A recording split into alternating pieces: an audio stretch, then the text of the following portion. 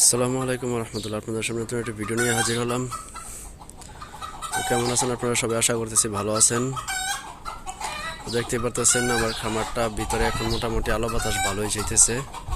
এই পাশ দেওয়া কদিন পরে আপনার এগুলো তুলে দিব, কারণ হচ্ছে আপনার এখন শীতের বাতাস এখনো রয়ে গেছে, যার কারণে এগুলো এখনো তুলি নাই।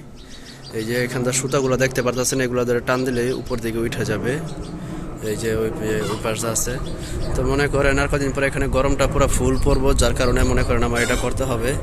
এখন মনে করেন হালকা পাতলা ভিতরে গরম পড়ে, যার কারণে আমি এটা ভেবে আজকে তুলে দিছি, গতকালকে তুলে দিছিলাম। আর এখানে মনে করেন এই পাশ দেওয়া সেম অবস্থা। এই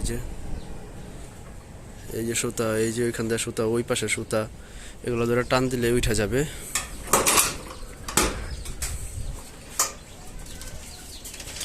তো এই হচ্ছে গিয়ে মনে করেন খামারের অবস্থা। তো এইখানে মনে করেন বাচ্চাগুলো দিছি 10টা কইরা। আর আলহামদুলিল্লাহ আজকে সকালবেলা ইনকিউবেটর থেকে একটা বাচ্চা বের হয়েছে, মানে ডিম ফুইটা বের হয়েছে, এখনো পর্যন্ত ইনকিউবেটরে আছে। আর আপনার দেখা গেছে হয়তোবা আজকে আর না কালকের ভিতরে মোটামুটি ইনশাল্লাহ সবগুলো বাচ্চা ফুইটা বের হবে।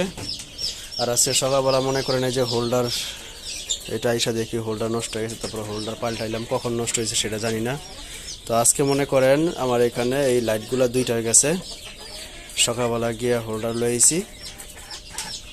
তো এই হচ্ছে মনে করেন মুরগির অবস্থা। আর এই হচ্ছে গিয়া আছে খামারের আপডেট।